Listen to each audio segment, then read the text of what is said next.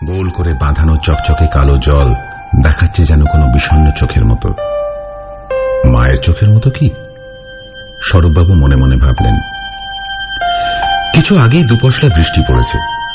পুকুরে ভাসতে থাকা পদ্ম পাতায় সেই টলমলে বৃষ্টির ফোঁটা ঠিক যেন চোখের জল। সারা পাড়াটা অন্ধকার, রাস্তায় লোকজন কম। একা তিনি পুকুরের ঘাটে বসে আছেন। তার গ্রামে ২০-৩০ বছর আগে যেমন থাকতেন, লাল টিনের চালের বাড়িতে মা আর ছেলে। মায়ের কথা বড় মনে পড়ছে আজ তার। এই নতুন বাড়ির চিলছাতের ঘরটা ঠিক যেন। হঠাৎ অন্ধকারে তার মনে হল কেউ তাকে খুব কাছ থেকে কোথাও থেকে লক্ষ্য করছে। একবার ইতিউতি তাকালেন, না, কাউকে দেখতে পাওয়ার সম্ভাবনা নেই। এবার ওঠা যাক, রাতের জন্য অনেক কাজ ফেলে রাখা আছে। গত ২০ বছরে একটু একটু করে রাতের ঘুম বিদায় নিয়েছে তার কাছ থেকে। কলকাতায় চাকুরে বছর ৪৫-এর স্বরূপ রায়, সৎ, নিষ্ঠাবান আর পরিশ্রমী। অভাবের মধ্যেও নিজের চেষ্টায় হায়ার সেকেন্ডারি পাশ দেওয়া গ্রামের গরিব কিশোর স্বরূপ ধীরে ধীরে আপিসের বেয়ারা থেকে ক্রমে হয়ে উঠেছিল কালেক্টর সাহেবের ডান হাত। কাজের অন্ধ তাগিতে বিয়ে থাউদি করেননি, কিন্তু উজ্জ্বল ভবিষ্যতের স্বপ্ন আর কর্তব্যে অখণ্ড মনোযোগ দিতে গিয়ে ভিতরে ভিতরে ক্রমশ একা হয়ে গেছেন স্বরূপবাবু। সে অর্থে কোনো ঘনিষ্ঠ বন্ধুও নেই তার। একমাত্র সঙ্গী বলতে ২০ বছর ধরে কাছে কাছে রাখা তার লাল মলাটের পকেট ডায়েরি। পুরনো, ফাটা, কিন্তু তাতেই তার সমস্ত অতীত, ভবিষ্যৎ আর বর্তমান ঢেউ তুলেছে। এককালে লেখালেখির অনেক স্বপ্ন ছিল তার। কাজ পাগল এই মানুষটাকে যদিও সকলেই শ্রদ্ধা করে, কিন্তু সাফল্যের শীর্ষে উঠে স্বরূপবাবু আর কাউকেই পাশে খুঁজে পাননি। সেই থেকেই হতাশা, নানান দুশ্চিন্তার রাতের পর রাত একাকিত্ব কাটাতে কাজে ডুবে থেকে শেষ পর্যন্ত নিদ্রা রোগের শিকার হলেন। প্রায় ২০ বছরের লড়াইয়ের পর স্বরূপ রায় যেদিন আপিসে পৃথক কেবিন, খানসামার ব্যক্তিগত গাড়ির মালিক হলেন, সেদিনই তার এতকালের গড়ফালেনের মেজবাড়ি ছেড়ে সেলিমপুরের নতুন বাড়িতে বসবাস আরম্ভ করলেন। সেলিমপুর ৯৫ পল্লীর মোড় লাগোয়া ছোট্ট দোতলা বাড়ি। সামনে এক চিলতে বাগানের জায়গা, পিছনে গেট দিয়ে বেরিয়ে স্থানীয় পুকুর, পাথরে বাঁধানো ঘাট। বাড়িতে একতলা দোতলা মিলিয়ে ৪-৫টা ঘর আর বেশ প্রশস্ত ছাদের অনেকটা জুড়ে লাল টিনের চালের চিলেকোঠা। সব মিলিয়ে শেষ বয়সে নিশ্চিন্তে কাটানোর পক্ষে বাড়িটা ভালোই পছন্দ হয় তার। পেয়েও যান খুব সস্তায়। আর প্রমোশনের দিন অফিস থেকে ফিরেই সামান্য জিনিসপত্র আর বেডিং নিয়ে রওনা দেন নতুন বাড়িতে। লোকে সাধারণত বাড়ি বদল করে দিনের আলো থাকতে থাকতে, কিন্তু স্বরূপবাবু যখন গড়ফালেন থেকে শেষবারের মতন যাত্রা করেছেন, রাত তখন প্রায় ৯টা-৯:৩০ হবে। আর হবি তো সেদিনই ঝড় বৃষ্টির কারণে ৯৫ পল্লী ঘুরঘুরটি অন্ধকার। সন্ধ্যা থেকে লোডশেডিং, রাতের মধ্যে কারেন্ট আসার সম্ভাবনা ভীষণ কম। যদিও আগে থেকেই লোক পাঠিয়ে গোছগাছ করা হয়েছে, স্বরূপবাবু বাকি বাক্স প্যাঁটরা কোন রকমে নামিয়ে একটা মোমবাতি জ্বালিয়ে মোটামুটি ব্যাপারটা ঠাহর করে নিয়ে দরজায় তালা মেরে বেরিয়ে পড়লেন। গেছিলেন মোড়ের দোকান থেকে খাবার কিনে আনতে, কিন্তু অতীতের টানেই বোধ হয়, অথবা কে জানে কেন, ফেরার পথে পিছনের পুকুরটার ধারে গিয়ে বসে রইলেন দীর্ঘক্ষণ। ঘণ্টাখানেক বাদে স্বরূপবাবু ফিরলেন। পিছনের গেট খুলে পায়ে পায়ে বাগানটা পেরোতে গিয়ে তার মনে হল হঠাৎ করে কিছু একটা সরে গেল সদর দরজার সামনে থেকে। কিন্তু এদিক ওদিক খানিকক্ষণ তাকিয়েও তিনি কিছুই দেখতে পেলেন না। কি কোনো লোক না জানোয়ার? মিশকালো অন্ধকারে খোঁজাখুঁজির চেষ্টা না করে স্বরূপবাবু সদর দরজা ঠেলে ভিতরে ঢুকলেন। এক কোণে ছাতাটা নামিয়ে রাখতে না রাখতেই হঠাৎ তিনি চমকে উঠলেন। এ কি? অন্যমনস্ক হয়ে ভিতরে ঢুকে পড়লেন, কিন্তু দরজায় তালাটা খুলল কে? তিনি তো তালা লাগিয়েই বেরিয়েছিলেন, স্পষ্ট মনে আছে। স্বরূপবাবু খানিকটা সচকিত হয়ে বেশ কিছুক্ষণ ভাবলেন। না, রাতে ঘুম না হলেও স্মৃতিশক্তি ঠিকই আছে তার। দরজা তিনি বন্ধ করেছিলেন, কিন্তু তাহলে খুলল কিভাবে সেটা? চোরটন নাকি? সেই বেটাই বুঝি তখন বাগানের পথে পালালো, কিন্তু তালা ভাঙার কোন চিহ্ন তো। স্বরূপবাবু চিন্তাটা ঝেড়ে ফেলতে চাইলেন, তবু পুকুর ঘাটের মতোই তার মনে হল অন্ধকারের আড়াল থেকে কেউ কি আছে। যাই হোক, রাতের খাওয়া দাওয়ার পর স্বরূপবাবু আপিসের বকেয়া কাজকর্ম, কাগজপত্র বাছাই ইত্যাদি নিয়ে বসেন। সেদিনের মতন কাজ হয়ে গেলে খানিকক্ষণ কোনো পছন্দের বই পড়েন বা রেডিও শোনেন। রাতের দিকেই মাঝে মাঝে ডায়েরিটা নিয়ে বসেন, কখনো কিছু লেখেন হয়তো, আর তারপর ভোরের আলো ফুটলে ঘণ্টা দুয়েকের জন্য বিশ্রাম নেন। রোজকার রুটিনের মতোই স্বরূপবাবু পুরনো কিছু হিসেব রাতে মিলিয়ে রাখবেন ঠিক করে রেখেছিলেন সকাল থেকেই। সেই মতো ঘরে ঢুকে মোবাইলের আলো ফেলে ফাইলটা বাক্স থেকে বের করে টেবিলে এগিয়ে গেলেন। মোমের আলোতেই তিনি কাগজপত্র খুলে বসলেন। কিন্তু কাজের নেশায় স্বরূপবাবু খেয়াল করলেন না প্রায় ঘণ্টা দেড়েক আগে মোমটা জ্বালিয়ে বেরিয়ে গিয়েছিলেন তিনি। তবু এখনো সেটা সিকি ভাগও গলেনি, যেন মাত্র কিছুক্ষণ আগেই সেটা জ্বালানো হয়েছে। স্বরূপ ছাড়া এ বাড়িতে আর কে আছে? কেউ।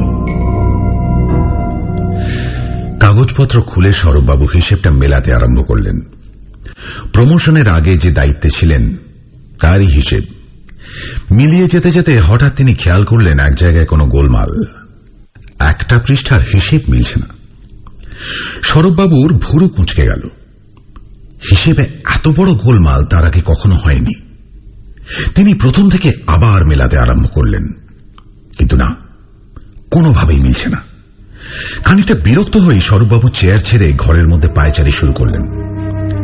প্রমোশনের দিনই এমন ঝামেলা! হঠাৎ কেন যেন চকিত হয়ে কান খাড়া করলেন তিনি। ওপরের ঘরে কি কেউ চলাফেরা করছে? স্বরূপবাবু হকচকিয়ে গেলেন। এ বাড়িতে আসা মাত্র এই কি উপদ্রব! একবার গলা তুলে বললেন, কে কে?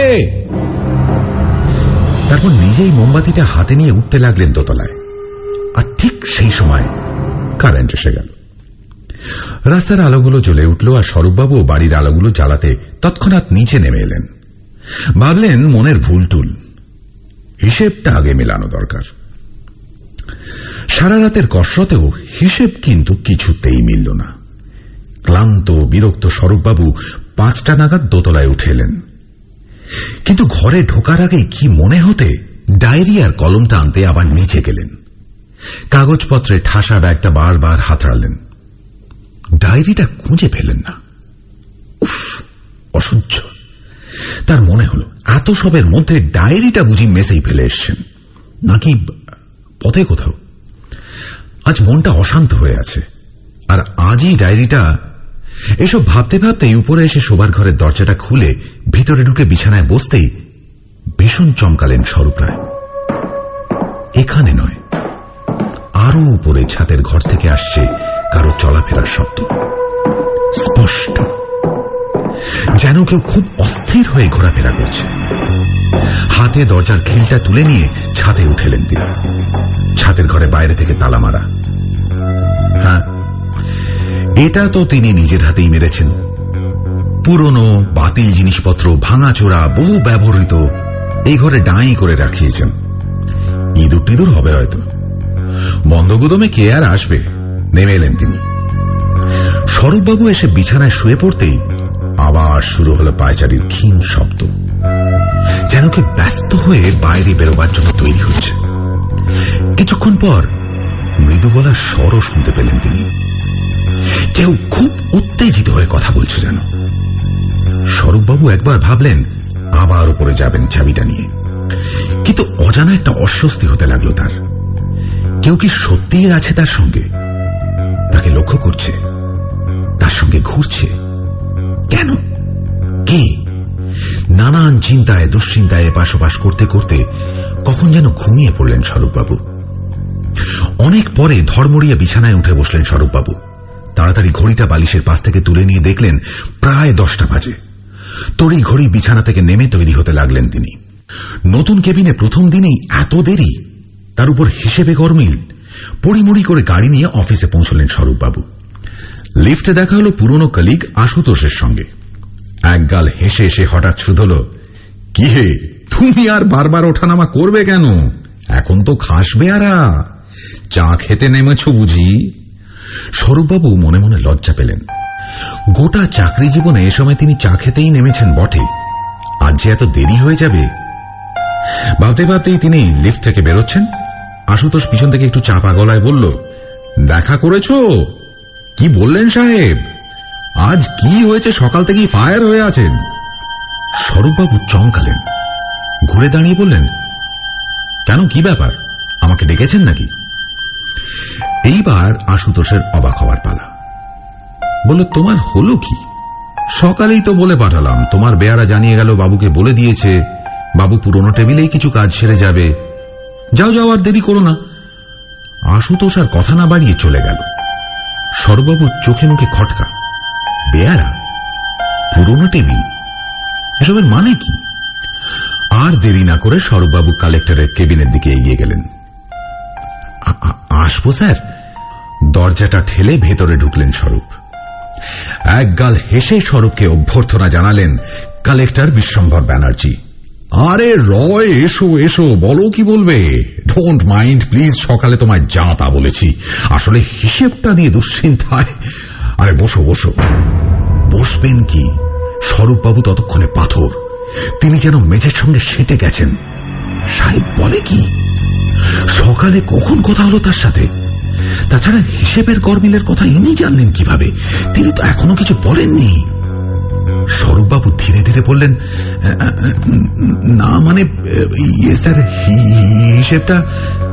তাকে কথা শেষ করতে না দিয়েই বিশ্বম্ভর বাবু হেসে উঠে বললেন, আরে বললাম তো সরি, হিসেবে অত বড় গোলমাল, মাথার কি ঠিক থাকে? স্বরূপবাবু আমতা আমতা করতে লাগলেন। সাহেব বলেই চলেছেন, ভোরের দিকে যখন তোমার ফোনটা এলো চিন্তিত ছিলাম ঠিকই, তবে তোমার উপর আমার ভরসা ছিল। দেখো দেখি, সেই তুমিই তো গরমিলটার মুশকিল আসান করলে। সেই কোন ভোরে অফিসে এসছো? যাও যাও, কেবিনে একটু বিশ্রাম নাও। 91.9 ফ্রেন্ডস এফএম, তোমার মনের স্টেশন। আপনি কি গাঁটের ব্যথা কিংবা আর্থ্রাইটিসে ভুগছেন? বৈদ্যনাথের আয়ুর্বেদিক ও কার্যকরী প্রতিকার রুমা অয়েল। বাতের কষ্ট থেকে সহজেই রেহাই। বৈদ্যনাথের রুমা অয়েল। অলৌকিক রোববারে শুনছ সত্যি ঘটনা অবলম্বনে নাটক স্বরূপবাবুর ভুল। স্বরূপবাবু মাথামুন্ডু কিছুই বুঝতে পারছেন না। কাঁপা স্বরে বললেন, তাহলে আসি স্যার। আর কোনো কিছু বলার সুযোগ না দিয়ে টলতে টলতে বেরিয়ে এলেন ঘর থেকে। আজ তিনি 2 ঘন্টা লেট। সকালে কার অফিসে আসার কথা বলছেন সাহেব? তিনি তো, তাছাড়া হিসেবটা মিলে গেছে কিভাবে? তিনি তো শেষবারেও এ সমস্ত কথা তো বড় সাহেবকে খুনাক্ষরেও জানাননি তিনি। কিসের ফোন? কাল সারাদিনের প্রমোশন, বাড়ি বদল ইত্যাদি ব্যস্ততায় ফোনটা বন্ধই করা ছিল তার। মিলছে না, মিলছে না, হিসেবটা মিলছে না। বেশ চিন্তিত হয়ে স্বরূপবাবু নিজের কেবিনের দিকে যাচ্ছিলেন। হঠাৎ অভ্যেসবশত তার পুরনো বসার জায়গাটা পেরোতে গিয়ে একবার চোখ চলে গেল তার, আর আচমকা তিনি দাঁড়িয়ে পড়লেন। ওকে, তার এতকালের কেদারায় ঘাড় গুঁজে বসে এক মনে হিসেব করছে। ওকে, নতুন কেউ জয়েন করেছে বলে তো তিনি জানেন না। এই অফিসে কি আজ সবকিছুই তার অজান্তে হচ্ছে? চারদিকে তো আর কাউকে দেখা যাচ্ছে না যে জিজ্ঞেস করে জানবেন ব্যাপারটা কি। স্বরূপবাবু আরেকটু ভালোভাবে দেখার জন্য পাশের টেবিলটা সরিয়ে ভেতরের দিকে জানলার ধারে তার পুরনো জায়গাটার দিকে এগিয়ে যাচ্ছিলেন। ঠিক সেই সময় পিছন থেকে কেউ বলে উঠল, স্যার, আপনার চাটা। চমকে পিছনে তাকালেন স্বরূপবাবু। তার বেয়ারা ছোটন। স্বরূপবাবু আর ওদিকে গেলেন না। যাকে চা খেয়ে হিসেবের ব্যাপারটা আগে দেখা যাক। অনেক হিসেব মেলাতে হবে তাকে, অনেকগুলো ফাঁক, ধন্দ। এসব ভেবেই নিজের নতুন কেবিনে চলে এলেন। আরাম করে চেয়ারে বসেই টেবিলে ঢেকে রাখা চায়ের পেলায় একটা চুমুক দিয়েই স্বরূপবাবু ক্ষিপ্ত মুখে জোরে 2 বার ঘন্টি বাজিয়ে দিলেন। ছোটন সঙ্গে সঙ্গে ঢুকল। কি বলছেন বাবু? স্বরূপবাবু খানিকটা চেঁচিয়েই বলে উঠলেন, এটা কি চা না জল? কতক্ষণ আগে এনে রেখেছিস? বেয়ারা কিছু বলতে গিয়ে ইতস্তত করছে দেখে তার মেজাজ আরো খারাপ হয়ে গেল। তিনি আবার একটা ধমক দিলেন। কি রে? মৃদু গলায় ছোটন বলল, তা এ তো সেই কখন এনেছি। কাগজপত্র নিয়ে কাজ করতে করতে চা চাইলেন আমার কাছে, ওই পুরনো টেবিলে। নিয়ে এসে দেখি আপনি নেই। সেই তখন থেকে এদিক ওদিক খুঁজছি। স্বরূপবাবু কি বলবেন ভেবে পেলেন না। এসব কি হচ্ছে তার সাথে? বেয়ারা কি মিথ্যে বলছে? কিন্তু আশুতোষ, বড় সাহেব, এরা সবাই যখন... স্বরূপবাবু মনে মনে দারুণ চিন্তিত হয়ে পড়লেও বাইরে কিছু প্রকাশ করলেন না। চুপচাপ আরেকটা চায়ের কথা বললেন। তারপর হিসেবের ব্যাপারটা নিয়ে বসে পড়লেন। বড় সাহেব যাই বলুন, হিসেবে বড় গোলমাল আছে, তাকে খুঁজে বের করতেই হবে।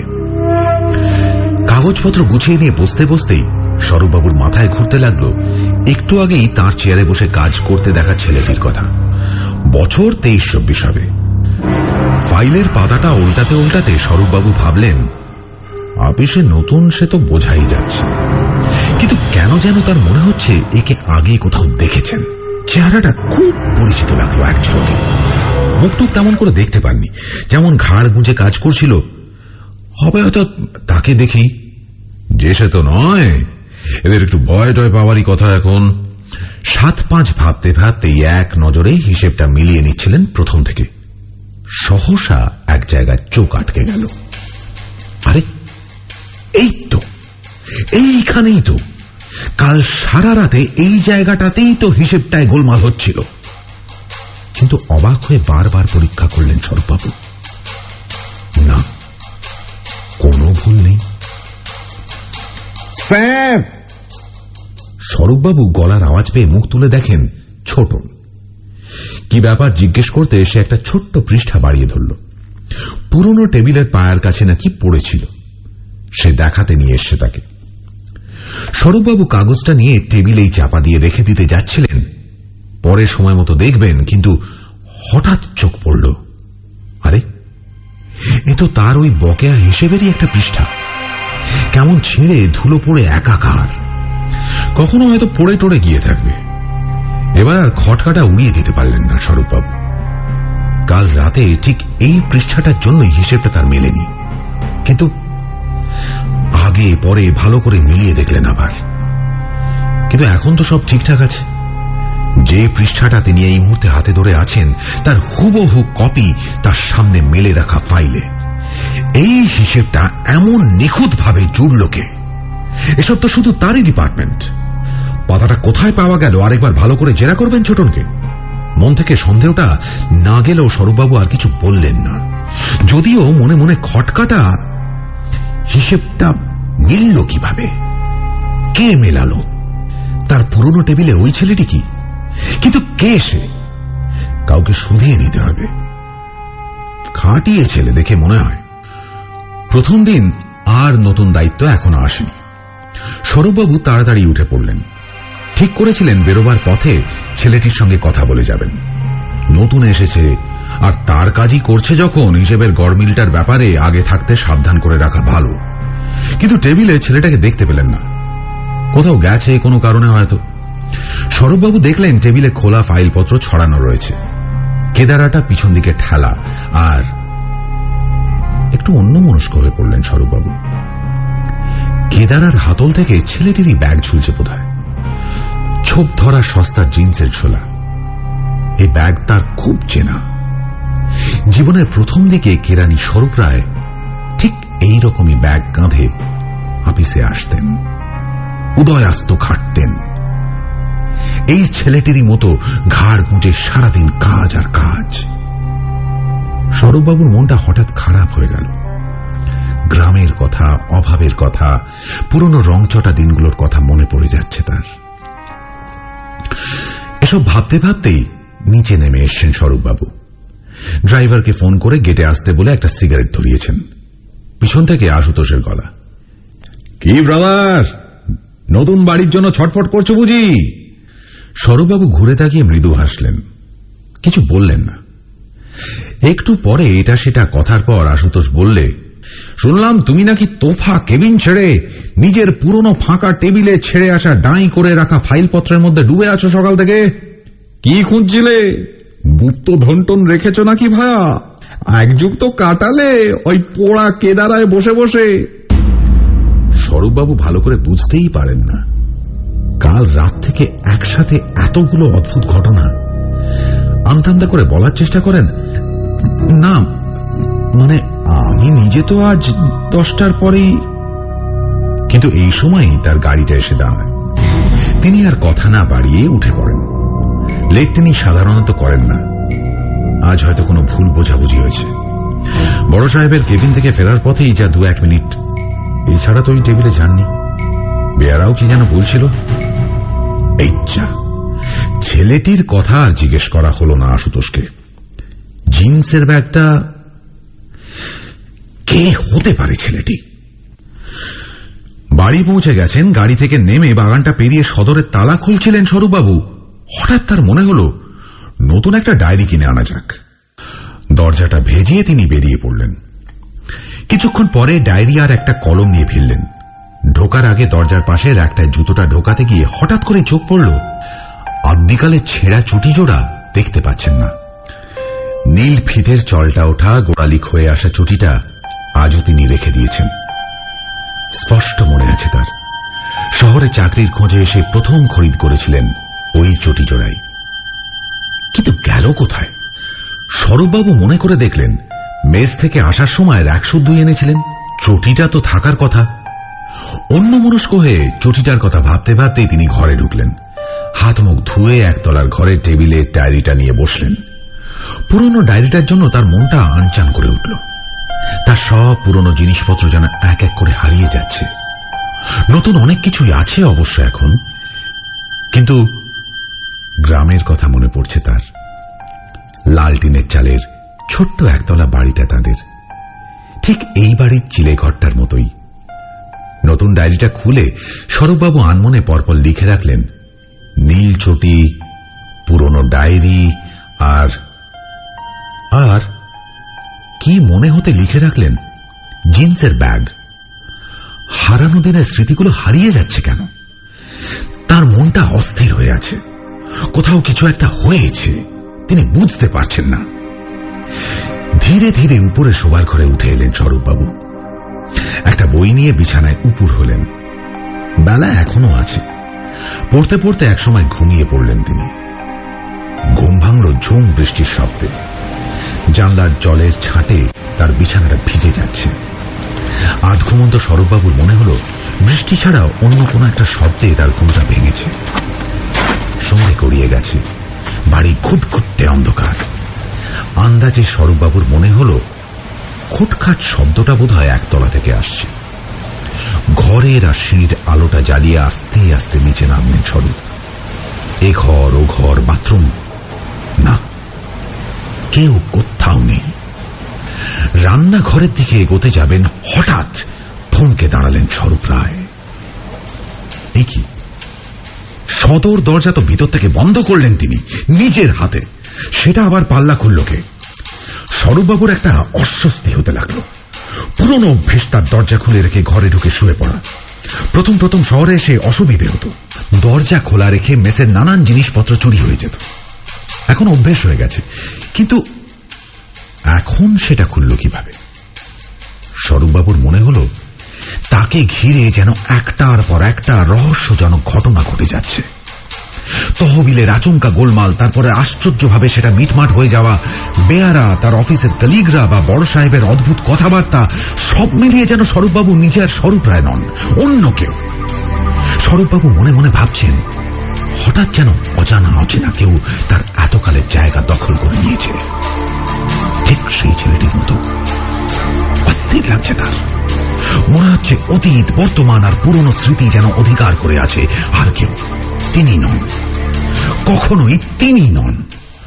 অশান্ত পায়ে এগিয়ে দরজাটা দিতে যাচ্ছিলেন স্বরূপ রায়। দোতলা সিঁড়িটা পেরিয়েও সহসা ঘুরে তাকালেন। তার মনে হলো মাথাটা ঘুরছে, হৃৎপিণ্ডটা লাফিয়ে বেরিয়ে আসবে মনে হচ্ছে। একই দেখছেন তিনি। দোতলা সিঁড়ি বেয়ে ছাদের দিকে উঠে গেছে একটা কাদা মাখা পায়ের ছাপ, টাটকা, যেন এই মাত্র কেউ তারই সামনে দিয়ে উঠে গেছে উপরে। আর সেই পায়ের ছাপে স্বরূপবাবু হতভম্ব হয়ে দেখছেন বাঁদিকের শেষ আঙুলের কোনো ছাপ পড়েনি।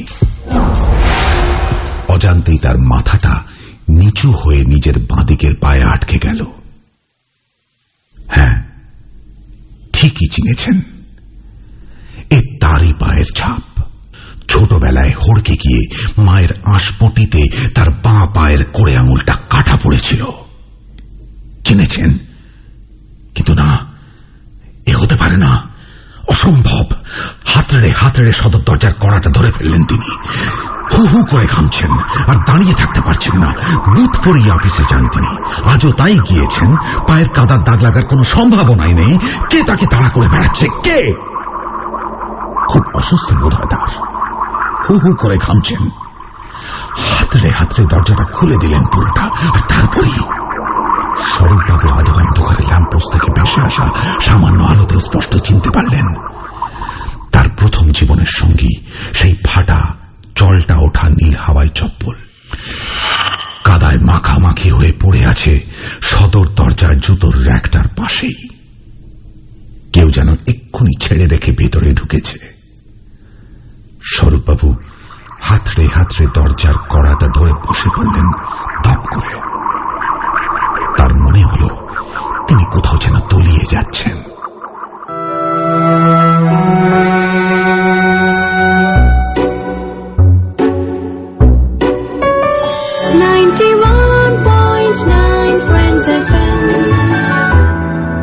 তোমার মনের স্টেশন।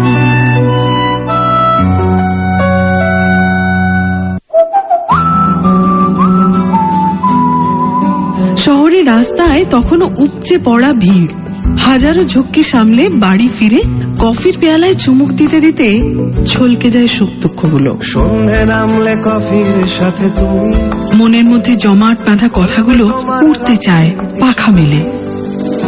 ঠিক তখনই তোমার মনের স্টেশন 91.9 ফ্রেন্ডস এফএম এ চলে আসি আমি পূর্বাশা। সঙ্গে থাকে ঘরে ফেরার গান। থাকলে তুমি মনটা হারায়, পেছন পানে থমকে দাঁড়ায় ফেরা। ঘরে ফেরার গান পূর্বাশার সঙ্গে সন্ধ্যে 7টা থেকে রাত 10টা তোমার মনের স্টেশন 91.9 ফ্রেন্ডস এফএম এ। 91.9 Friends FM, তোমার মনের স্টেশন।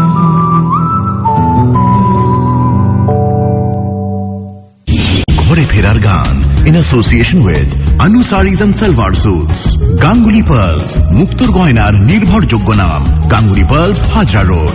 রাজু গেঞ্জি শরীরে আনে আপনজনের ছোঁয়া। মোহিনী মোহন কাঞ্জিলাল এন্ড সন্স, পুজো হোক বা বিয়ে, শাড়ি মানে Mohini Mohan Kanjilal and sons, a 3-generation showroom. Vibjor Realty and Housing, হাতের মুঠোয় ফ্ল্যাট। অ্যান্ড বৈদ্যনাথের রুমা অয়েল, আয়ুর্বেদিক ও কার্যকরী প্রতিকার রুমা অয়েল। 91.9 ফ্রেন্ডস এফএম, তোমার মনের স্টেশন। অসম্ভবকে সম্ভব করা যায় যদি থাকে অনুপ্রেরণা। হ্যালো ডেন্দা, তোমার স্ট্রাগল সাম লাইফ, তোমার ভয়েস শুনলে বেঁচে থাকার ইচ্ছা আরো দৃঢ় হয়ে ওঠে। এই শোটাকে সব প্রতিবন্ধকতাকে জয় করা যায় যদি থাকে সাহস। হ্যালো ডেন, আমার একটাই প্রবলেম হচ্ছে যে আমি সবাইকে খুব তাড়াতাড়ি বিশ্বাস করে ফেলি এবং বারবার ঠকি। প্লিজ তুমি আমাকে বলো আমার কি করা উচিত। আমি আমার নাম। হতাশার হাতছানি উপেক্ষা করে জীবনকে আবার ভালোবাসা যায় যদি থাকে এমন একজন যে বলবে হাল ছেড়ো না বন্ধু। আমার বয়স অনেক, কিন্তু তোমার অনুষ্ঠানটা শুনে আমি অত্যন্ত অভিভূত হয়েছি। সত্যি একটা আমার চোখে জল এলো এই বুড়া বয়সে। খুব মন দিয়ে তোমার অনুষ্ঠান আজকাল শুনছি। সবাই শুনছে আরজে ডেনের সঙ্গে হাল ছেড়ো না বন্ধু। সোম থেকে শনি প্রতিদিন সকাল 6টা থেকে 7টা তোমার মনের স্টেশন 91.9 ফ্রেন্ডস এফএম এ। তুমি শুনছো তো? অলৌকিক রোববারে শুনছ সত্যি ঘটনা অবলম্বনে নাটক স্বরূপবাবুর ভুল। দিন দুয়েক বাদে স্বরূপবাবু এখন অনেকটা সুস্থ, শুধু মনটা একটু অস্থির হয়ে আছে তার। কে বা কারা খুঁড়ে বের করে আনছে তার অতীত। কেন? স্বরূপবাবুকে যত তাড়াতাড়ি সম্ভব খুঁজে বের করতেই হবে। পরদিন সকালে হাসপাতাল থেকে ছাড়া পেয়ে তিনি সোজা অফিসেই গেছেন। কলিগদের কাছে শারীরিক কুশল জানিয়েই নিজের কেবিনে ঢুকে বেয়ারাকে ডেকে পাঠালেন। ছোট না এক মুখ হাসি নিয়ে ঘরে ঢুকল। স্বরূপবাবু চিন্তিত। তিনি নতুন কাজকর্মের ফাইল ঘাঁটতে ঘাঁটতেই বললেন, তহবিলের টেবিলে নতুন ছেলেটিকে পাঠিয়ে দাও। অন্যমনস্ক ছিলেন তিনি। খেয়াল করেননি বেয়ারা কেবিন ছেড়ে যায়নি। একটু পরেই সেটা লক্ষ্য করে স্বরূপবাবু বিরক্ত হয়ে বললেন, বোকার মতো দাঁড়িয়ে আছো কেন? যা বললাম তাই করো, জলদি। এবার ছোটন কিছু একটা বিড়বিড় করে বলল। স্বরূপবাবু মহাবিরক্ত হয়ে এবার মুখ তুললেন। ছোটন শুকনো মুখে দাঁড়িয়ে আছে। স্বরূপবাবু বললেন, কি ব্যাপার, যাচ্ছ না কেন? সে আজ আসেনি? ছোটন মৃদু স্বরে এবার বলল, আগে মানে ইয়ে কাকে ঠিক ডাকতে বলছেন? স্বরূপবাবু স্পষ্টতই ধৈর্য হারালেন। দাঁতে দাঁতে চেপে বললেন, এসব লোকে কে যে বহাল করে। তারপর একই নির্দেশ দিলেন আবার, তবিল থেকে নতুন ছেলেটিকে ডেকে দাও। ছোটন মাথা চুলকে বলল, আগে সেখানে তো এখনো কাউকে আনা হয়নি, সে তো ভেকে নাচে এখনো। স্বরূপবাবুর ভ্রু কুঁচকে গেল। কি জাদা বকছ? ওই তো যে ছেলেটি, তোমার থেকে কিছু ছোটই হবে, ছটপটে কিন্তু অভাবী চেহারা, আগের দিন ওই টেবিলে মাথা গুজে কাজ করছিল, তাকেই রাখো, বুঝলে?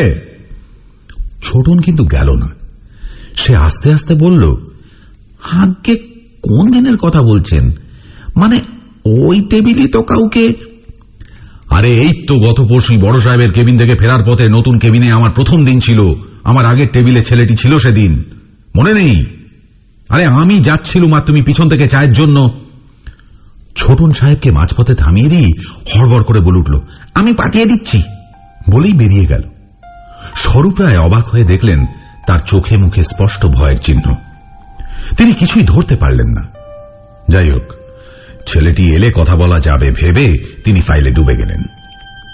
কিছুক্ষণ পর রিভলভিং ডোরের শব্দ হওয়ায় মুখ তুলে তাকিয়ে একটু ধাক্কা খেলেন স্বরূপবাবু। দরজা ঠেলে ভিতরে ঢুকছে আশুতোষ, আর তার পিছনে মাথা নিচু করে ছোটন। চেয়ার ছেড়ে উঠে দাঁড়ালেন তিনি। আরে তুমি, এসো এসো, কি ব্যাপার? আশুতোষ কাষ্ঠ এসে একটা চেয়ারে এগিয়ে নিল। তারপর বলল, রয়, তুমি ঠিক কাকে খুঁজছো বলো তো? ছোটন ঠিক। মাঝপথে প্রায় থামিয়ে দিয়ে স্বরূপবাবু বলে উঠলেন, আরে যে ছেলেটি তহবিলে ঢুকেছেন তিনি ছাড়াও যেন কেউ আছে, অনেকক্ষণ ধরে, অনেক দিন ধরে আছে। স্বরূপবাবু এই প্রথম ভয় পেলেন। তার মনে হল কেউ যেন তারই সঙ্গে সারাক্ষণ আছে, কিন্তু তিনি টের পাচ্ছেন না। তিনি একবার মৃদু স্বরে বলে উঠলেন, কে কে? ডেকে কোনো লাভ হবে না, তিনি জানেন। কেউ উত্তরও দেয় না। দিনের আলো পড়ে এসছে। পায়ে পায়ে একতলার ঘরে ঢুকে স্বরূপবাবু আলোটা জ্বালান। টেবিলের চাবির গোছাটা বাঁহাতে তুলে নিয়ে পাশের র্যাক থেকে একটা দেশলাই মোমবাতিও নেন। ছেলের ঘরে কোনো আলোর ব্যবস্থা নেই, ঠিক যেন তার গ্রামের ঘর। হ্যারিকেনের আলোয় ছায়া ছায়া নিঃসঙ্গ সন্ধ্যা। সিঁড়ি বেয়ে আস্তে আস্তে ছাদে উঠে এলেন স্বরূপবাবু। কেউ কি তার পিছনে আসছে? সিঁড়িতে বারবার ফিরে তাকালেন স্বরূপ। না, কেউ তো নেই। ছাদে উঠে মোমবাতিটা জ্বালালেন। নিজের চারপাশটা একবার সন্তর্পণে তাকিয়ে দেখলেন। কেউ কোথাও নেই, শুধু তাঁরই দীর্ঘ ছায়া তার পিছনে পড়ে আছে চুপচাপ। বাড়ির সব চাবির থোকাটা টেবিলেই ছিল, কিন্তু কেবল ছাদের ঘরের চাবিটাই খুঁজে পেলেন না স্বরূপবাবু। সব চাবি দিয়ে চেষ্টা করেও পারলেন না। এই তালাটাও যেন কোথায় দেখেছেন। পুরনো পলকা তালাটা তার খুব চেনা। মেসে থাকার সময় তো এটা ছিল না। তালাটা কে এনেছে? কোনো চাবিতেই না খোলায় শেষে মরিয়া হয়ে কিছু একটা খুঁজতে লাগলেন তিনি। তাকে আজ এই ঘরে থাকতেই হবে। ঘরটা তাকে প্রচন্ড আকর্ষণ করছে। তার সব প্রশ্নের উত্তর যেন বন্দী হয়ে আছে টিনের চালের ওই ঘরটার দরজার ওপারে। এদিক ওদিক দেখে স্বরূপবাবু ছাদের এক কোণ থেকে স্তূপাকার আবর্জনা থেকে একটা আদলা ইঁট তুলে এনে সজোরে মারলেন তালাটায়। পুরনো মরচে ধরা দুর্বল তালাটা এক ছটকাতেই ভেঙে পড়ল। মোমবাতিটা হাতে নিয়ে দরজা ঠেলে ভেতরে পা রাখলেন স্বরূপ রায়। এতদিনের বন্ধ ঘরে ঢুকলেন, অথচ তার মনে হল যেন নিয়মিত বাস করেন এখানে। মোমবাতিটা উঁচু করে তুলে ধরলেন স্বরূপবাবু। একই ডাঁই করে রাখা জিনিসপত্রের বদলে গোছানো এটা সেটা রাখা সাজানো ঘর যেন। হঠাৎ তার মনে হলো এ যেন তাঁর খুব চেনা ঘর, যেন নিজের অজান্তেই তিনি নিজেই সাজিয়েছেন এই ঘর তাঁরই ফেলে দেওয়া জিনিসপত্র দিয়ে। দরজার সামনে ওই খাটিয়াটা তার চেনা। পুরনো মেসে প্রথমে যে ঘরটা, তাতে এভাবেই তো দেওয়ালের খুঁটে দু একটা জামা কাপড় ঝুলছে, আর তার পাশেই এই তো সেই জিন্সের ব্যাগটা, অবিকল তার পুরনো ব্যাগটার মতন। ভেবেছিলেন হারিয়ে গেছে একদিনে। অফিসের ওই ছেলেটার কাছে সেদিন এই রকমই ঝোলা দেখেছিলেন। স্বরূপবাবু সবকিছু যেন গুলিয়ে যাচ্ছে। এই কার ঘর? কে থাকতো এখানে? নাকি এখনো থাকে? আতিপাতি করে তিনি ঘরের চারদিকে দেখতে থাকেন। চেনা, খুব চেনা তার সবকিছু। সহসা খাটিয়ার নিচে টিনের তোরঙ্গটায় চোখ পড়ল। তার মায়ের সেই তোরঙ্গ। কুলুঙ্গি থেকে নামাতে গিয়ে ডান দিকের কোণাটা তুবড়ে গেছিল। স্পষ্ট দেখা যাচ্ছে সেই চিহ্ন। কলকাতায় আসার সময় একমাত্র এটাই ছিল তার সঙ্গে, একমাত্র সঙ্গী। স্বরূপবাবু অন্যমনস্ক হয়ে পড়লেন। এই তোরঙ্গ তো পাতিল জিনিসে ভরে নিচের তলায় দাঁড়ি করা ছিল, এখানে এলো কিভাবে? তিনি তো এ ঘরে আগে। ক্লান্ত পায়ে যেন নিজের ইচ্ছের বিরুদ্ধেই জোর করে কেউ তাকে ধীরে ধীরে নিয়ে গেল খাটিয়ার দিকে। ঝুঁকে তোরঙ্গটা টেনে আনলেন স্বরূপ। পায়ার কাছে মোমবাতিটা নামিয়ে রাখলেন আর এক টানে ডালাটা খুলে ফেললেন। তারপর হতভম্ব হয়ে গেলেন স্বরূপ রায়। এ কি দেখছেন তিনি? মোমের অদ্ভুত রহস্যময় আলো ছায়ায় স্বরূপবাবু দেখেন তোরঙ্গের ভিতরে সাবধানে গুছানো জিনিসপত্র। ডান পাশে তার হারিয়ে যাওয়া সেই ডায়েরি, একটু আগেও যেটার কথা মনে হচ্ছিল তার। খুলে দেখার দরকার নেই, তিনি জানেন এ তাঁরই সেই লাল মলাটের 20 বছরের সঙ্গী। পাশে যত্নে সাজিয়ে রাখা জিনিসপত্রগুলো তাই বলছে। স্বরূপবাবুর চোখে মুখে আর যেন কোনো বিস্ময় নেই। তিনি পাথরের মূর্তির মতন তাকিয়ে আছেন তোরঙ্গের ভিতরে। মায়ের হাতে যত্নে গুছিয়ে দেওয়া সাধারণ বহু ব্যবহৃত একজোড়া সুতির শার্ট প্যান্ট, ডায়েরির পাশে রাখা বাবার পুরনো একটা খাগের কলম, 4-5টা বই আর কাপড়ে জড়ানো কিছু কাগজপত্র, যেভাবে মা নিজের হাতে বাক্সে ভরে পাঠিয়েছিলেন। মনে পড়ছে স্বরূপবাবুর এই জামা কাপড় জিনিসপত্র নিয়ে শহরে পা রেখেছিলেন যুবক স্বরূপ রায়। তারপর কত কি ঘটে গেছে। আজ তার নিজের বাড়ি গাড়ি, চিলের ঘরে ঠেসে রেখেছিলেন এইসব। কিন্তু এমন সাজালো কে? কেউ কি আছে? কোথাও কি কেউ তারই মতো? মায়ের জন্য বড় মন কেমন করছে। গ্রামের বাড়িটা, লালটিনের চালের অবিকল এই ঘরটার মতোই যেন সবকিছুতেই মায়ের হাতের ছোঁয়া। হঠাৎ তার চিন্তার সুতোটা ছিঁড়ে গেল মোবাইলের রিংটোনে। আশুতোষের ফোন। তুলতে ইচ্ছে করছে না। হয়তো তারই ভুল, ছেলেটিকে ভুল দেখেছেন। কিন্তু তার এই ঘর, এসব পুরনো জিনিসপত্র নিয়ে কেউ কি থাকে এখানে? ডায়েরিটা বের করে নিয়ে উঠে পড়তে যাচ্ছিলেন স্বরূপ। সহসা খাটিয়ায় চোখ পড়তেই তার মনে হল, আরে খাটের বাজুতে যে শার্টটা মেলে রাখা রয়েছে, 2-1 দিনের মধ্যেই সেটা কোথাও দেখেছেন। কোথায় কোথায় স্বরূপবাবু মনে করতে পারলেন না। একটা অজানা অস্বস্তি তাকে ঘিরে ধরছে। তিনি যেন অনেক গভীরে তলিয়ে যাচ্ছেন। ধীরে ধীরে ঘর থেকে বেরিয়ে এলেন তিনি। দরজাটা টেনে দিয়ে নেমে এলেন দোতলায় শোবার ঘরে। বিছানায় লম্বা হয়ে স্বরূপবাবু বুকে বালিশ দিয়ে ডায়েরিটা মেলে ধরলেন সামনে। একই তড়াক করে উঠে বসলেন তিনি। একই প্রথম থেকে শেষ সব পাতাগুলো উল্টে গেলেন স্বরূপবাবু।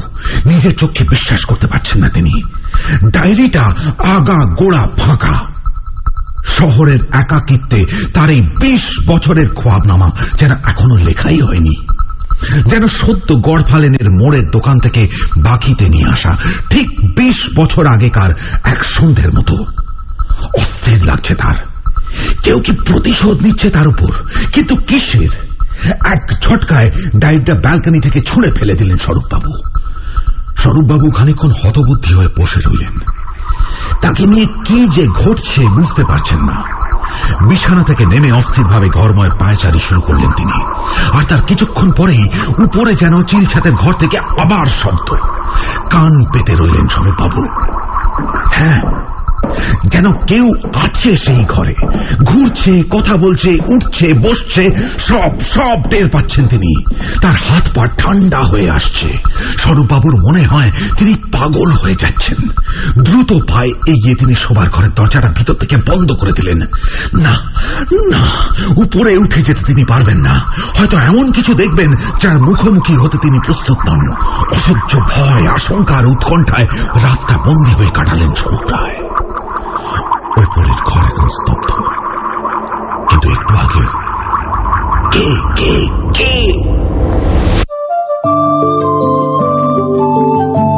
91.9 ফ্রেন্ডস এফএম, তোমার মনের স্টেশন।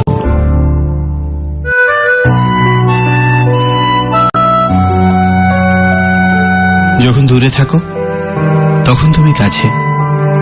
তোমার সময় নাই বা হলো, আমার সময় আছে। আর তাই তো চলে আসি সময় করে, ঠিক যখন ঘড়িতে রাত 10টা। গল্পে তোমার রাত্রি পিছু হাঁটে, থাকলে তুমি মনটা চলে আসি তোমার গানের ফেরিওয়ালা, তোমার সহনাগরিক বন্ধু রাজা। আর তুমিও যদি ভালোবাসা সম্পর্ক তৈরি করতে, তাহলে কান পেত, কথা হবে, দেখা হবে 91.9 ফ্রেন্ডস এফএম, তোমার মনের স্টেশনে। মুহূর্তগুলো সাজিয়ে অপেক্ষা করব শুধুমাত্র তোমার জন্য। গানের ফেরিওয়ালা রাজা, রাত 10টায় তোমার মনের স্টেশন 91.9 ফ্রেন্ডস এফএম এ। 91.9 ফ্রেন্ডস এফএম, তোমার মনের স্টেশন। গানের ফেরিওয়ালা ইন অ্যাসোসিয়েশন উইথ বৈদ্যনাথের রুমা অয়েল, আয়ুর্বেদিক ও কার্যকরী প্রতিকার Ruma oil, Anu saris and salwar suits. Balram Mallick ও রাধারমন মল্লিক 1885 থেকে কলকাতার বুকে মিষ্টিতে অদ্বিতীয়। রাজু গেঞ্জি শরীরে আনে আপনজনের ছোঁয়া। जेपी सीमेंट, इंडिया का फेवरेट वो ही जो है अंदर से solid. JP cement and Medica, committed to bring the best in health care to Kolkata. 91.9 friends FM, তোমার মনের স্টেশন। অলৌকিক রোববারে শুনছ সত্যি ঘটনা অবলম্বনে নাটক স্বরূপবাবুর ভুল। ভোরের আলো ফুটতেই নিচে নেমে তৈরি হয়ে নিয়ে বেরিয়ে পড়লেন। আজ তিনি হেঁটেই যাবেন অফিসে। নিজের পুরনো জায়গায় বসে পুরনো স্বরূপরায়ের মতন সারাদিন। বাড়ির কথা, মায়ের কথা বড্ড মনে পড়ছে। গ্রাম থেকে ঘুরে আসবেন একবার। স্বরূপরায় কাঁটায় কাঁটায় 8টার সময় অফিসে ঢুকলেন। এখনো কেউ আসেনি। স্বরূপবাবু আগেকার মতোই নিজের কেদারার হাতায় চামড়ার ব্যাগটা ঝুলিয়ে চেয়ারে বসেই ফাইলপত্র টেনে নিলেন। সব যেমনকে তেমন আছে। তার যত্নে তৈরি করা ফাইলপত্র হিসেব করে ক্রম অনুযায়ী সাজিয়ে রাখা, যেমনটা তিনি রেখে গেছিলেন। এক মনে সেগুলোই উল্টাতে লাগলেন স্বরূপরায়। কিছুক্ষণ পর মনটা চা চা করতে তিনি হাতের ফাইলটা রেখে চেয়ার ঠেলে উঠে এলেন। প্যাসেজে পা রেখেছেন মাত্র, সামনে তাকিয়ে স্বরূপবাবুর মনে হল তিনি ভুল দেখছেন। কেউ যেন তাকে এই মাত্র প্রচন্ড আঘাত করেছে মাথায়। তার থেকে কয়েক হাত দূরেই তার বর্তমান কেবিনের দরজার সামনে সেই ছেলেটি দাঁড়িয়ে আছে। না, কোনো ভুল নেই, এই সেই ছোকরা যাকে সেদিন তার পুরনো টেবিলে দেখেছিলেন। আশুতোষ থাকলে দেখিয়ে দিতেন, সেই ছেলেটি মনে হচ্ছে। কিন্তু একে যা চেনা চেনা লাগছে বড়। পরনে সাধারণ বাড়িতে কাঁচা সুতির প্যান্ট, শার্ট, কাঁধে সেই আগের দিনের ব্যাগটাই।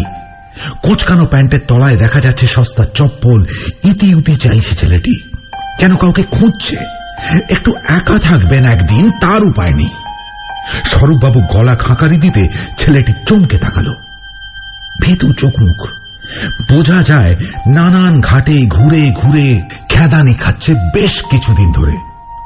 একদিন ধরে ছেলেটির কথাই ঘুরছিল তার মাথায়। কিন্তু কে না কে উটকো আপদ, তিনি বেশ কড়া গলাতেই শুধলেন, কি ব্যাপার, কাকে চাই? ছেলেটি আমতা আমতা করতে করতে 1 পা 2 পা করে এগিয়ে আসছে। আচ্ছা ঝামেলা হলো। উমেদারিতে এসেছে বলে তো মনে হয় না। সেদিনই তো একে কাজ করতে দেখেছেন। নোংরা জামা কাপড়, চুল উস্কো খুস্কো, চলাফেরা এক ফোঁটা কনফিডেন্স নেই। এসব লোককে অফিসে ঢুকতে দেওয়াই উচিত নয়। বোধহয় দিন কয়েকের চুক্তিতে নেওয়া হয়েছিল, এবারে ছাড়তে চাইছে না। মনে মনে ভাবেন স্বরূপবাবু। ছেলেটি আস্তে আস্তে এগিয়ে আসছে। জানলা দিয়ে আসা শুরু আলোয় তার আবারও মনে হয় কোথাও যেন দেখেছেন একে। অনেক দিনের পরিচয় যেন।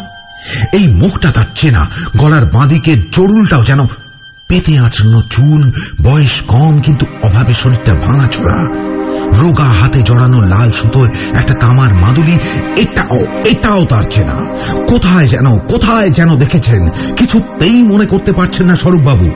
তার চোখে মুখের বিরক্তি দেখেই যেন ছেলেটি তড়িঘড়ি বলে উঠল, আগে আমার চাকরিটা যদি। তাকে শেষ করতে না দিয়েই স্বরূপবাবু স্পষ্ট বিরক্তির স্বরে বলে উঠলেন, ব্যাস বলতে হবে না, ওসব কেতন জানা আছে। লেখাপড়া শেখনি, এখন মাকে খাওয়াতে হবে, বোনের বিয়ে হয়নি, তুমি ছাড়া গতি নেই, কাজ করবে ভালোভাবেই, ছেলে ভালো, নেহাত অভাবে পড়ে এখন ভিক্ষে করতে এসছো, পার্মানেন্ট করে নিতে হবে তোমায়, এই তো। অত সস্তা নয়, বুঝেছো ছোকরা? যে জন্য ডাকা হয়েছিল মিটেছে, এবার বিদেয় হও মানে। ছেলেটি থতমত খেয়ে দাঁড়িয়ে আছে। বোঝা যায় ভয় পেয়েছে, নিরাশও হয়েছে হয়তো। কিন্তু তাই বলে তো আর সবাইকে আপিস কাছারিতে দান চত্বর পেয়েছে নাকি? ছেলেটি তখনও দাঁড়িয়ে আছে দেখে স্বরূপবাবু বললেন, যাচ্ছ না যে? চলে যাও, এখানে কিচ্ছু হবে না। মাথা নিচু করে এবার ছেলেটি একটু ডাইনে সরে এল। পাশ কাটিয়ে স্বরূপবাবু প্যাসেজ পেরিয়ে চললেন। দরজার বাঁক নিতে নিতে শুনলেন ছেলেটি মরিয়া হয়ে বলে চলেছে, শুনছেন, ভিক্ষে নয় স্যার, খেটে কাজ করব, শুধু যদি একটা সুযোগ পেতাম। তার কানে আর কিচ্ছু ঢুকল না। সিঁড়ি দিয়ে নিচে নেমে এলেন স্বরূপবাবু। অফিসের ক্যান্টিনে ঢুকে চায়ের অর্ডার দিলেন।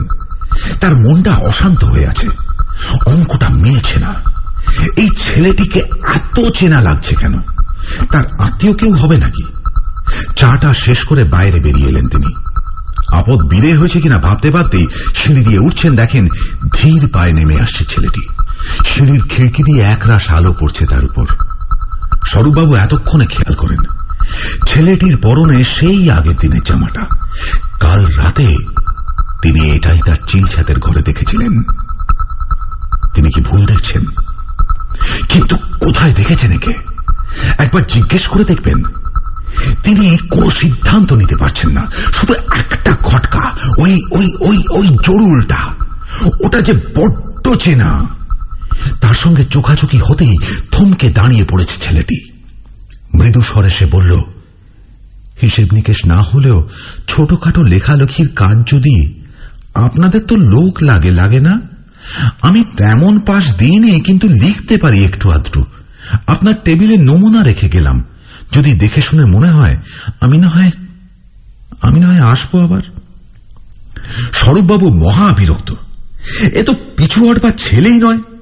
উঁচু গলায় তিনি এবার বললেন, নমুনা? আবার নমুনা কিসে? পেটে নেই বিদ্যে, আবার লিখিয়ে হয়েছেন। আর তোমায় এদিকে আসতে হবে না, আর এলেও এই লবডঙ্কা। ছেলেটি আরো মিনমিনে স্বরে একবার বলল, খুব উপকার হতো স্যার। তারপর আস্তে আস্তে তাকে পাশ কাটিয়ে এক পা দুপা করে নামতে লাগল। স্বরূপবাবু তাকে এড়িয়ে উঠেই যাচ্ছিলেন। ঝকঝকে সিঁড়িতে চটির কাদার ছোপ দেখে বিরক্ত হয়ে ফিরতেই হঠাৎ চোখে পড়ল ছেলেটির পায়ের জল কাদা মাখা পুরনো নীল হাওয়াই চপ্পলের উপর। তার সেই নীল চটিটা না, এবার আর কোনো ভুল নেই। এই তো সেই শুকতলা ক্ষয়ে যাওয়া চেনা চটি তার। ছেলেটি ততক্ষণে সিঁড়ির বাঁক নিয়েছে, আর ডাকলেন না স্বরূপবাবু। উঠতে লাগলেন উপরে। জিন্সের ব্যাগ, শার্ট, মায় হাওয়াই চটিটা অবধি। না, হিসেবে তার বড় কোনো গরমিল হচ্ছে আবার। স্বরূপবাবু হিসেবটা মেলাতে পারছেন না। অন্য মনস্ক হয়ে আস্তে আস্তে ছেড়ে আসা ফাইলপত্রের স্তূপের পিছনে চেয়ারে এলিয়ে দিলেন শরীরটা। কোথাও ভুল হচ্ছে তার। কোথায়? অস্থির হয়ে আবার সোজা হয়ে বসলেন। চশমাটা এঁটে নিয়ে ফেলে যাওয়া ফাইলটা টানতে গিয়ে জিনিসটা বেরিয়ে পড়ল। না, কোন চিরকুট পত্রিকা বা দিস্তে কাগজ নয়। ছেলেটি তার লেখার নমুনা স্বরূপ রেখে গেছে একটা ডায়েরি। লাল মলাটের পুরনো ছোট পকেট ডায়েরি, যেন বহু বছরের সঙ্গী। নিজের পুরনো ডায়েরিটার দিকে এক দৃষ্টে চেয়ে স্বরূপবাবুর সামনে যেন তার গোটা জীবনটা ভেসে উঠছে। ধাঁ করে তার মনে পড়ে গেছে ব্যাগ, চটি, অপরিচ্ছন্ন জামা কাপড় আর ডান হাতের সেই মাদুলি। সব সব মায়ের দেওয়া আশীর্বাদী পুষ্প আছে মাদুলিতে। আর এই জরুল গলার বাঁদিকে সেই দাগ তো তার জন্মগত। আয়নায় দেখে ভুরু কুঁচকেছেন কতবার। উঁচু শক্ত কলারের শার্ট পরেন, তাই আজকাল ঢাকা পড়ে থাকে, মনে থাকে না। স্বরূপ রায় কাঁপা হাতে তার প্রিয় ডায়েরিটা তুলে নেন। এই তো সেই ডায়েরি। খুঁজে পাচ্ছিলেন না গত কয়েকদিন ধরে। যদি বা পেলেন চিলের ঘরে, যেখানে কখনো তিনি যাননি, তা আবার আগাগোড়া নতুন ফাঁকা অবস্থায়। ডায়েরিটা উল্টে পাল্টে দেখলেন। এটাই তো কাল নিজের হাতে ছুঁড়ে ফেলেছেন তিনি। তার ডায়েরি, ওই ছেলেটির ডায়েরি, তার লেখা। যুবক স্বরূপ রায়, অভাবী, অপরিচ্ছন্ন, ক্লান্ত। এত সহজে দাঁড়িয়ে দিলেন। মায়ের কথা মনে পড়ে। তাঁর তরঙ্গ, ক্ষয়ে যাওয়া মলিন হাতে কেচে দেওয়া জামা কাপড়, লাল সুতোয় বেঁধে দেওয়া মাদুলি, দুগ্গা দুগ্গা। হঠাৎ যেন সম্বিত ফিরে পেয়ে চেয়ার ঠেলে ছুটে জানলায় গেলেন স্বরূপ রায়। না, শুকতলা ক্ষয়ে যাওয়া চটি টেনে টেনে কেউ হাঁটছে না। রাস্তা শুনশান, রুক্ষ। সিঁড়ি দিয়ে নিচে নেমে এলেন দুত্তাড় করে। গাড়ি এসে পড়তেই বেরিয়ে পড়লেন বাড়ির উদ্দেশ্যে। বাড়ি পৌঁছে আর এক মুহূর্ত সময় লাগেনি। দৌড়ে ছাদে উঠে গেছেন স্বরূপবাবু। দরজাটা যেমনকে তেমন ভেজানো। লাল টিনের চালের ঘর দাঁড়িয়ে আছে আর সব দিনের মতোই। যেন শেষ আশা নিয়ে খুব সাবধানে দরজাটা খুলে দিলেন স্বরূপবাবু। ভেতর থেকে এক রাশ ভ্যাপসা গন্ধ বেরিয়ে এল। বহুদিনের বন্ধ করে যেমন হয়। বাড়ি বদলের সময় যেমনটা রাখা ছিল, ছেঁড়া খোঁড়া, আবর্জনা, ডাঁই করা জিনিসপত্র। তাছাড়া আর কিচ্ছু নেই ঘরে।